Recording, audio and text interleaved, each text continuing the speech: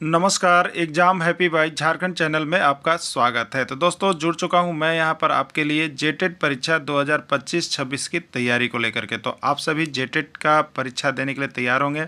जेटेट परीक्षा बहुत जल्द होने वाली है, तो आप सभी यहां पे क्लासेज के लिए अवश्य जुड़ेंगे। आपको बताते चले, जेटेट में तैयारी को लेकर के बहुत तरह से आपके मन में कौतूहल बना हुआ होगा कि किससे तैयारी करें, कहाँ से तैयारी करें। तो आपको बताते चले, जेटेट परीक्षा में यदि आपको परचम लहराना है तो आप झारखंड राज्य के अनुमोदित पाठ्यक्रम JCERT किताब को पढ़ना कभी भी नहीं भूलेंगे। बाहर का प्रैक्टिस सेट लेकर के यदि आप पढ़ रहे हैं तो वो आपके साथ धोखा हो रहा है, ठीक है। तो आप JCERT जैक का किताब ले लीजिए, जो कि आपको झारखंड राज्य के सरकारी विद्यालयों में मिलते हैं।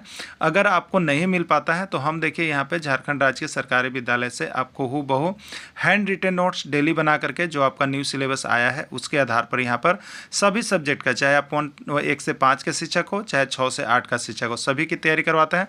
आप घर बैठे यहाँ पर क्षेत्रीय भाषा छोड़ करके सभी सब्जेक्ट का केवल 500 रुपये में तैयारी कर सकते, जिसके लिए देखिए यहाँ पर आपको मोबाइल नंबर दिया गया है 9631054226 पर आप संपर्क करके यहाँ से सभी कोर्सेज परचेज भी कर सकते हैं, तैयारी भी कर सकते हैं। बहुत सारे कोर्सेज बन गए हैं, तो आप अवश्य संपर्क कर लेंगे, घर बैठे ही तैयारी यहाँ से हो जाएगी। चलिए देखते हैं आगे। हिस्ट्री का टॉपिक 1 निकल के आया हुआ है, वह है आपका देखिए इतिहास लेखन के स्रोत, ठीक है। तो इतिहास लेखन के स्रोत को हमने 2 भाग में बांटा है।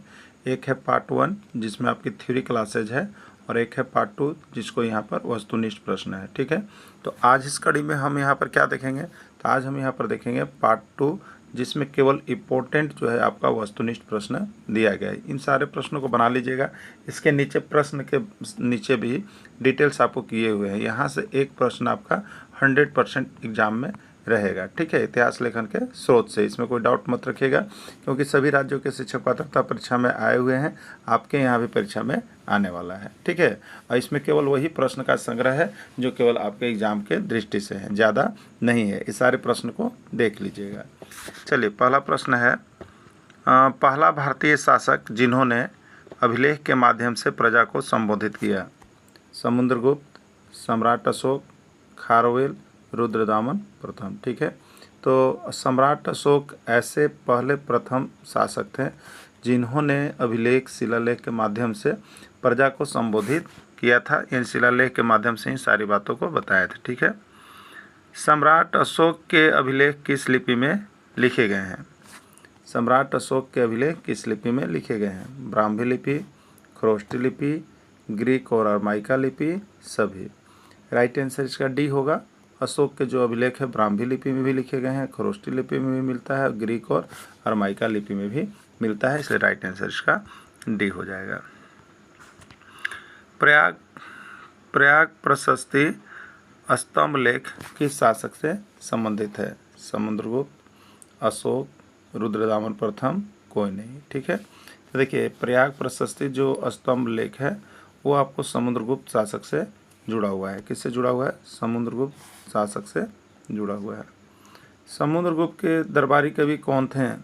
समुद्रगुप्त जो थे उनके दरबारी कवि कौन थे? टोडरमल, मानसिंह, तानसेन, हरिसेन, ठीक है। ये टोडरमल कहाँ थे? अकबर के दरबार में 9 रत्न थे। मानसिंह अकबर के, तानसेन अकबर, तो ये तीनों अकबर के दरबारी कवि थे। और यहाँ पर बच गया एक हरिसेन, तो हरिसेन समुद्रगुप्त के दरबारी कवि थे। यानी समुद्रगुप्त के दरबारी कवि कौन थे? हरिसेन थे समुद्रगुप्त के दरबारी कवि, ठीक है। बाकी तीनों अकबर के दरबार में थे। समुद्रगुप्त की आत्मकथा किस अभिलेख को कहा जाता है?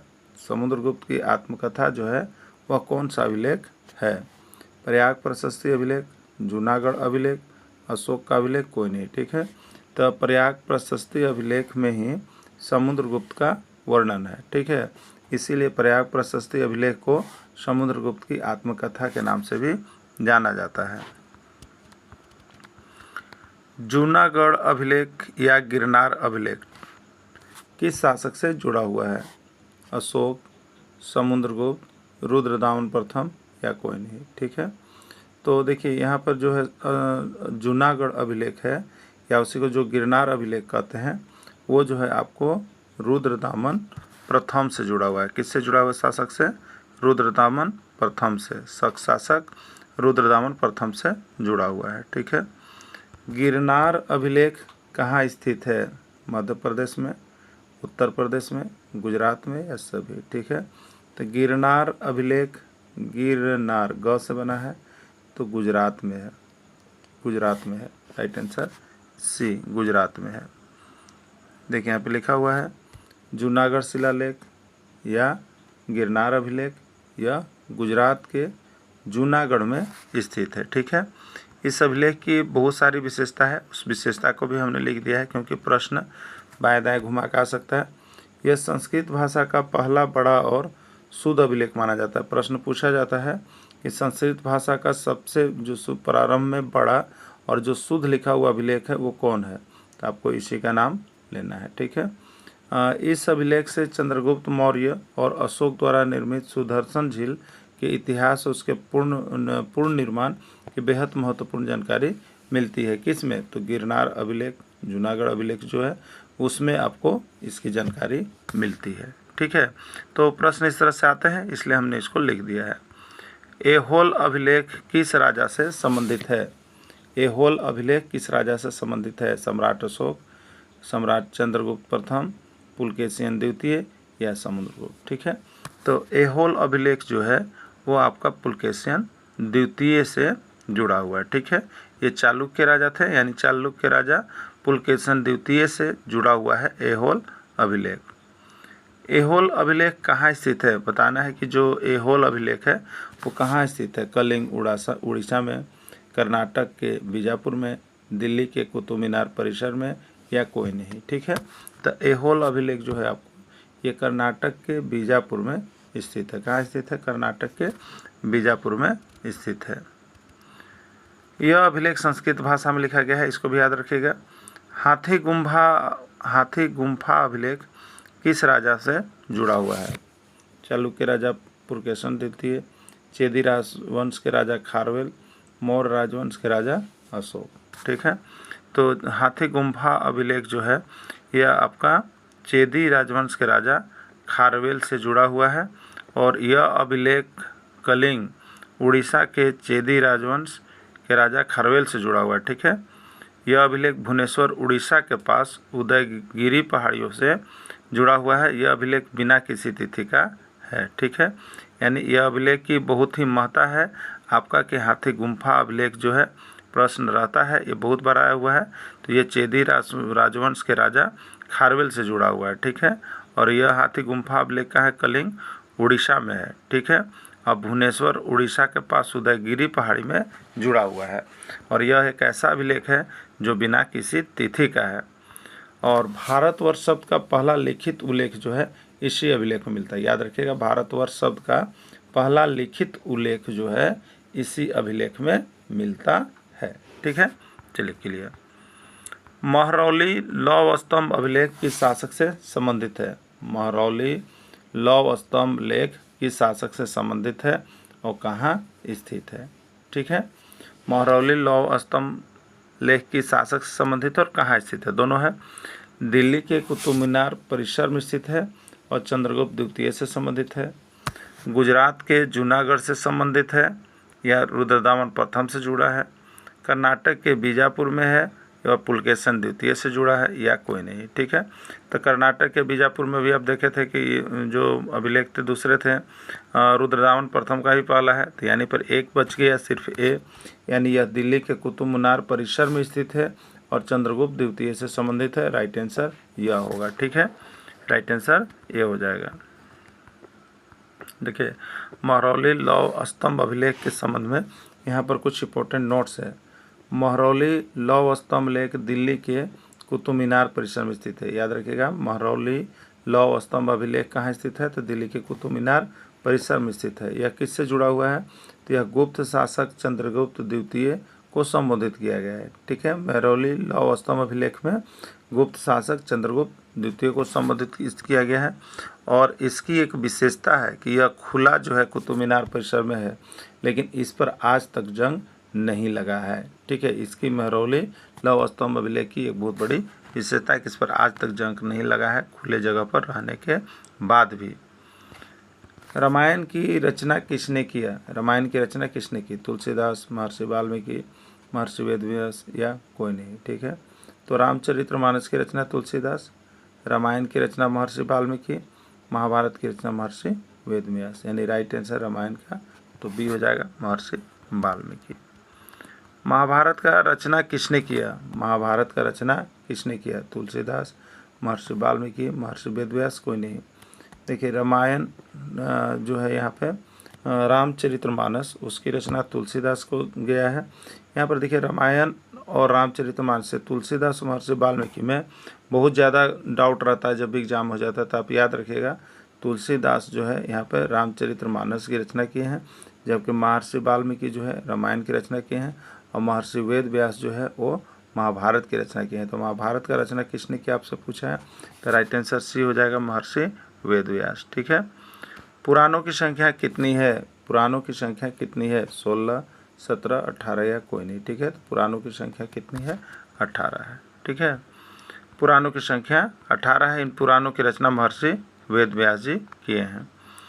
त्रिपिटक किस धर्म से जुड़ा हुआ है? आपको बताना है कि जो त्रिपिटक है, बहुत बारी प्रश्न त्रिपिटक आया हुआ है एग्जाम में, तो दिमाग रख लीजिएगा त्रिपिटक। ठीक है, त्रिपिटक किस धर्म से जुड़ा हुआ है? जैन धर्म, बौद्ध धर्म, हिंदू धर्म या कोई नहीं। ठीक है, तो त्रिपिटक जो है आपको बौद्ध धर्म से जुड़ा हुआ है। त्रिपिटक किससे जुड़ा हुआ है?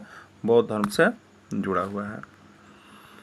यह बौद्ध धर्म का पवित्र धर्म ग्रंथ है। इससे मूल रूप से पाली भाषा में लिखा गया है। त्रिपिटक में 3 है, विनय पिटक, सुत पिटक, अभिधम पिटक, ये 3 है। ठीक है, चलिए। बुद्ध के पूर्ण जन्म की कहानियों का संग्रह है। बुद्ध के पूर्व जन्म की कहानियों का संग्रह है जातक, कैवल्य, अचरांक सूत्र, त्रिपिटक। ठीक है, तो बुद्ध के पूर्व जन्म की कहानियों का संग्रह जो है जातक में संकलित है। ये भी प्रश्न बहुत बार आया है, हो सके आपके एग्जाम में आ जाए। ठीक है, देखिए यहाँ पर बेनिफिट क्या होता है कि जो आप JCERT जैक के किताब से जो ये PDF पढ़ रहे हैं, ठीक है, तो ये इसमें देखिए क्या है, प्रश्न बहुत कम है।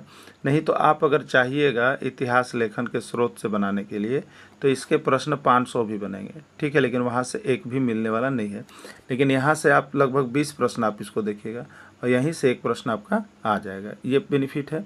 इसलिए आपको अगर एग्ज़ाम देने जा रहे हैं तो अभी तक आपको मान लीजिए नहीं मिला, अगर आपको मिल गया वीडियो, तो आप यहाँ से क्या कीजिएगा कि PDF ले लीजिएगा। बहुत छोटा छोटा PDF बना हुआ है और उसको पढ़ लीजिए। बहुत ज़्यादा आपका मार्क्स बहुत अच्छा ग्रो करेगा। ठीक है, तो आप सभी जुड़ जाइएगा।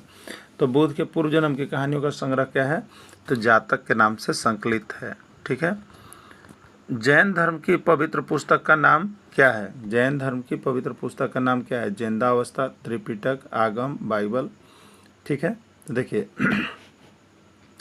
जैनदा अवस्था किसका है? तो जैनदा अवस्था जो है ये आपको पारसियों का है। ठीक है, किसका है? पारसियों का है। त्रिपिटक किससे जुड़ा है? तो त्रिपिटक ये बौद्ध धर्म से जुड़ा है। आगम किससे जुड़ा है? तो आगम सूत्र है, ये आपका जैन धर्म से जुड़ा है।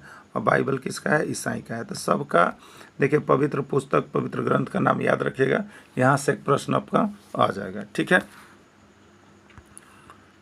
चलिए नेक्स्ट है, देखिए यहाँ पे लिखा हुआ है आगम या आगम सूत्र जैन से, त्रिपिटक बौद्ध धर्म से, बाइबल ईसाइयों से, जिंदावस्था पारसियों से। धार्मिक ग्रंथ को देख लेना है। महाजनपदों की संख्या कितनी है? 10, 16, 18 या 22। ठीक है, तो महाजनपदों की संख्या कितनी है? 16 महाजनपद है। ठीक है, ये महाजनपद की जानकारी कहाँ से मिलती है? तो यह जानकारी बौद्ध ग्रंथ के अंगुत्तर निकाय से और जैन ग्रंथ के भगवती सूत्र से महाजनपदों की जानकारी मिलती है। 16 महाजनपद की जानकारी। तो ये पूछा है कभी कभी कि महाजनपद की जानकारी मिलती है तो बौद्ध ग्रंथ के अंगुत्तर निकाय से, जैन ग्रंथ के भगवती सूत्र से, दोनों से, ऐसे करके प्रश्न रहते हैं, इसलिए इसको याद कर लीजिएगा। अर्थशास्त्र पुस्तक किसके द्वारा लिखा गया है? 1001 बारी पूछा जाने वाला प्रश्न है, याद रखिएगा, हो सके कि आपके एग्जाम में आ जाए। चाणक्य, कौटिल्य, ए और बी दोनों या कोई नहीं। तो अर्थशास्त्र पुस्तक जो लिखा गया है वो किसके द्वारा लिखा गया है? चाणक्य, कौटिल्य, दोनों एक ही का नाम है, इसलिए राइट आंसर सी होगा, ए और बी दोनों होगा। ठीक है, अर्थशास्त्र पुस्तक आचार्य चाणक्य के द्वारा लिखा गया है। उन्हें कौटिल्य भी कहते हैं, उन्हें विष्णुगुप्त के नाम से भी जाना जाता है। ये नाम को याद रखिएगा, बहुत बार कन्फ्यूजन किया हुआ परीक्षा में यह प्रश्न है। ठीक है, और ये इस पुस्तक में क्या किया गया है? तो इस पुस्तक में मौर्य काल की शासन व्यवस्था और राजनीति का प्रमाणिक स्रोत है, याद रखिएगा। जो यहाँ पर पुस्तक है, इस पुस्तक में आपको मौर्य काल के शासन व्यवस्था की जानकारी दी गई है। राजतरंगिणी नामक पुस्तक किसके द्वारा लिखा गया है? राजतरंगिणी नामक पुस्तक किसके द्वारा लिखा गया है? ये भी 1001 बार पूछा गया प्रश्न है। चाणक्य के द्वारा, कौटिल्य के द्वारा, कलहन के द्वारा या कोई नहीं। ठीक है, तो चाणक्य या कौटिल्य कौन सा लिखे हैं? अर्थशास्त्र लिखे हैं, जिसमें मौर्य शासन के प्रशासन की जानकारी है। जबकि राजतरंगिणी किसके द्वारा लिखा गया है? कलहन के द्वारा लिखा गया है। राजतरंगिणी नामक पुस्तक जो है कलहन के द्वारा लिखा गया है। ठीक है, राजतरंगिणी में किसके इतिहास का वर्णन है? राजतरंगिणी में किसके इतिहास का वर्णन है? पंजाब का इतिहास, कश्मीर ताड़, कश्मीर पाकिस्तान। ठीक है, तो राजतरंगिणी में किसके इतिहास का वर्णन है? कश्मीर के इतिहास का वर्णन है राजतरंगिणी में। ठीक है, कश्मीर के राजवंशों के इतिहास का वर्णन है। भारत का पहला पूर्ण ऐतिहासिक ग्रंथ किसको माना जाता है? भारत का पहला पूर्ण ऐतिहासिक ग्रंथ किसको माना जाता है? वानभट्ट, राजतरंगिणी, अर्थशास्त्र, कोई नहीं। ठीक है, तो भारत का पहला पूर्ण ऐतिहासिक ग्रंथ जो है वो आपका राजतरंगिणी को ही माना जाता है। ठीक है, दम याद रखिएगा कि राजतरंगिणी को पहला पूर्ण ऐतिहासिक ग्रंथ माना जाता है। वानभट्ट किसके द्वारा लिखा गया है? वानभट्ट किसके द्वारा लिखा गया पुस्तक है? न्यूटन, चाणक्य, हर्षचरित्र या कोई नहीं। ठीक है, तो वानभट्ट जो है हर्षचरित्र के द्वारा लिखा गया पुस्तक है। याद रखिएगा, वानभट्ट का संबंध हर्षचरित्र से। ये भी 1001 बार पूछा गया प्रश्न है, बहुत ही MBBI प्रश्न है। ठीक है, तो हम केवल यहाँ पर JCRT जय के किताब का MBBI प्रश्न ही लेकर के आते हैं। जो शिक्षक अब तक नहीं जुड़े हैं वो ज़रूर जुड़ जाएंगे। बहुत ही चीप रेट में आपको सारे यहाँ पर क्षेत्रीय भाषा छोड़ के सभी का यहाँ पर आपको PDF और वीडियो साथ में दे दिया जा रहा है, जिससे आप घर बैठे ही तैयारी कर सकते हैं। इसमें राजा हर्षवर्धन के इतिहास की जानकारी मिलती है। ठीक है, नेचुरल हिस्ट्री का नामक पुस्तक किसके द्वारा लिखा गया है? टॉलमी, प्लिनी, मेगास्थनीज, कोई नहीं। तो नेचुरल हिस्ट्री का नामक पुस्तक जो है प्लिनी के द्वारा लिखा गया है। किसके द्वारा लिखा गया है? प्लिनी के द्वारा लिखा गया है। मेगास्थनीज किसके दरबार में आए थे? चंद्रगुप्त मौर्य, जहांगीर, हर्षवर्धन, पुलकेशिन द्वितीय। ठीक है, तो यहाँ पर मेगास्थनीज जो है चंद्रगुप्त मौर्य के दरबार में आए हुए थे। ठीक है, बहुत बार हमने आपको रिपीट भी करवाया है और ये बहुत ही MBBI प्रश्न भी है। इसके एक ट्रिक भी आपको हमने बताया है, जो थ्योरी पेपर बनाया है उसमें क्या बताया था आपको कि मैंगो चंद्रमौसी लाएगी। मैंगो कौन लाएगी? चंद्रमौसी लाएगी। तो मैंगो में जो है ये मेगास्थनीज याद कीजिएगा। क्या याद कीजिएगा? मेगास्थनीज। चंद्र से चंद्रगुप्त मौर्य याद रखिएगा। चंद्र से चंद्रगुप्त और मौसी में मौ से मौर्य, यानी मेगास्थनीज चंद्रगुप्त मौर्य के दरबार में आया था। मैंगो चंद्रमौसी लाएगी, उससे क्लियर हो जाता है। तो इससे भी याद कर लीजिएगा, जिससे आपको डाउट क्लियर हो। बाकी यहाँ पर देखिए हमने ट्रिक जो बनाया है उसको आपको यहाँ बना के भी दे दिया है, तो आप इसको 1-2 बार लिख लीजिएगा, आपको क्लियर हो जाएगा। ठीक है, चलिए, इंडिका नामक पुस्तक किसके द्वारा लिखा गया है? इंडिका नामक पुस्तक किसके द्वारा लिखा गया है? इंडिका पुस्तक बहुत ही MBBI प्रश्न है, याद करके जाइएगा। यहाँ से प्रश्न छप रहा है इतिहास लेखन के स्रोत से, जो छप रहा है प्रश्न एग्जाम में वो यहीं से है। ठीक है, इसी PDF से है। ठीक है, तो इसको पढ़ के जाना है आपको। इंडिका नामक पुस्तक किसके द्वारा लिखा गया है? चंद्रगुप्त मौर्य, मेगास्थनीज, टॉलमी या कलहन। ठीक है, तो इंडिका जो है आपको किसके द्वारा लिखा गया है? इंडिका नामक पुस्तक जो है मेगास्थनीज के द्वारा लिखा गया है। ठीक है, मेगास्थनीज के द्वारा लिखा गया है। और इस पुस्तक में क्या है? तो मौर्यकालीन प्रशासन का अनूठा विवरण है। ठीक है, मौर्यकालीन प्रशासन का अनूठा विवरण है। CU की पुस्तक के लेखक कौन है? मेगास्थनीज, हर्षवर्धन, कलहन या ह्वेनसांग। ठीक है, CU की पुस्तक के लेखक कौन है? तो CU की पुस्तक के लेखक जो है आपका ह्वेनसांग है। ये जो ह्वेनसांग है वो चीनी बौद्ध यात्री, भिक्षु यात्री थे, और ह्वेनसांग जो है हर्षवर्धन के शासनकाल में भारत आए थे, और इन्होंने ही CU की पुस्तक लिखा है, जिसमें पश्चिमी देशों का रिकॉर्ड है। CU की पुस्तक में कौन से देशों का रिकॉर्ड है? तो पश्चिमी देशों का रिकॉर्ड है। ठीक है, तो ये CU की ह्वेनसांग से याद रखिएगा। ह्वेनसांग किसके शासनकाल में भारत आया? ह्वेनसांग किसके शासनकाल में भारत आए थे? हर्षवर्धन, कौटिल्य, जहांगीर, चंद्रगुप्त मौर्य। ठीक है, हर्षवर्धन किसके शासनकाल में भारत आए थे? तो देखिए ह्वेनसांग जो है किसके शासनकाल में थे, तो हर्षवर्धन के शासनकाल में भारत आए हुए थे। देखिए इसका एक ट्रिक भी आपको हम बताए थे शासनकाल का याद रखने का हर्षवर्धन के लिए। तो देखिए क्या होता है ना कि जब आपके घर में हवन होता है, जब आपके घर में हवन होता है, हवन कब होता है, जब खुशी होती है तब आप हवन पूजा पाठ करते हैं। तो इसको याद रखना है हमको कि हवन से हर्ष होता है, हवन से हर्ष होता है, मतलब खुशी होती है। हवन का मतलब है देखिए ह्वेनसांग, हवन का मतलब क्या है, ह्वेनसांग। और हर्ष का मतलब है देखिए हर्षवर्धन, हर्ष का मतलब है हर्षवर्धन। यानी ह्वेनसांग किसके शासनकाल में भारत आए, तो हर्षवर्धन के शासनकाल में भारत आए थे ह्वेनसांग। क्लियर। चलिए अब देखिएगा यहाँ पे क्या लिखा हुआ है, हवन से हर्ष होता है, हवन से हर्ष होता है, हवन से ह्वेनसांग और हर्ष से हर्षवर्धन। यानी ह्वेनसांग किसके शासनकाल में भारत आए, हर्षवर्धन के शासनकाल में भारत आए थे।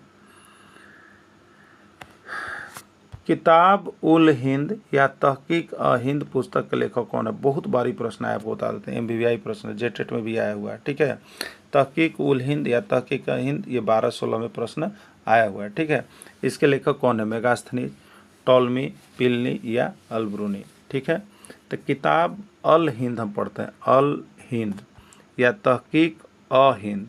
तो देखिए इसमें अल हिंद अ हिंद जो लग रहा है अल, तो ये अल में अ है, अल से हो जाता है देखिए अल बरूनी, अल बरूनी।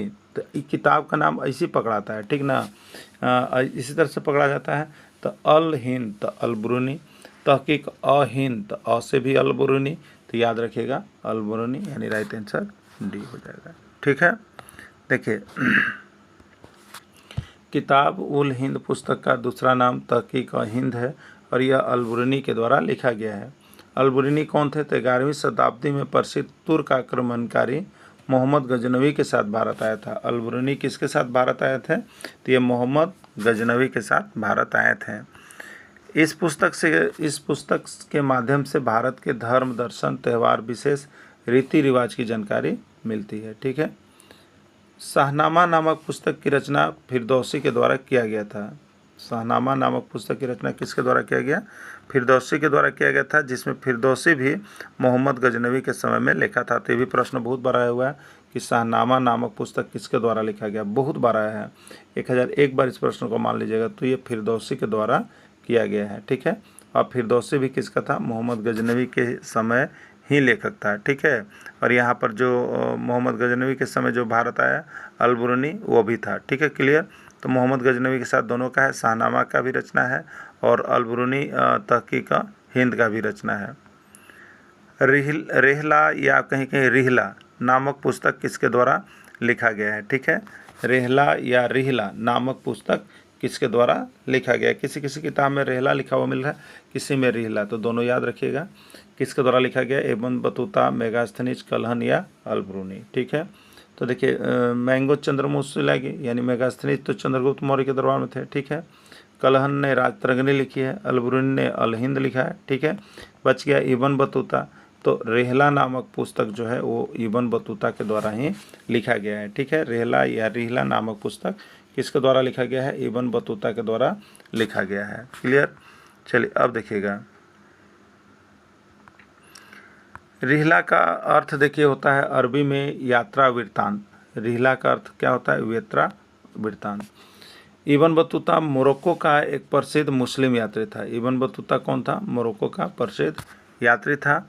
रेहला पुस्तक में इब्न बतूता ने अपनी लगभग 30 वर्षों की यात्रा, जिसमें हमें अफ्रीका, मध्य पूर्व, भारत, मालदीव और चीन शामिल है, इसका वर्णन किया है। नहीं, रेहला पुस्तक में किसका वर्णन है, तो यहाँ पर आपका रेहला पुस्तक में यात्रा का वर्णन है। किसका है, यात्रा का, इब्न बतूता के द्वारा किया गया वो यात्रा का वर्णन है।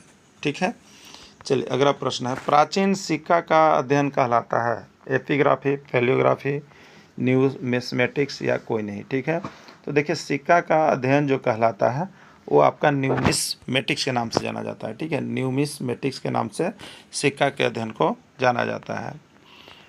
प्राचीन लिखावट अभिलेख में किया गया इस्तेमाल अभिलेख का अध्ययन क्या कहलाता है। देखिए अभिलेख का अध्ययन दो होता है, एक हम लोग जो सामान्य अध्ययन कहते हैं। ठीक है, और एक को कहते हैं पुराने या प्राचीन अभिलेखों का संग्रह। ठीक है, तो इसमें दो तरह से अध्ययन किया जाता है।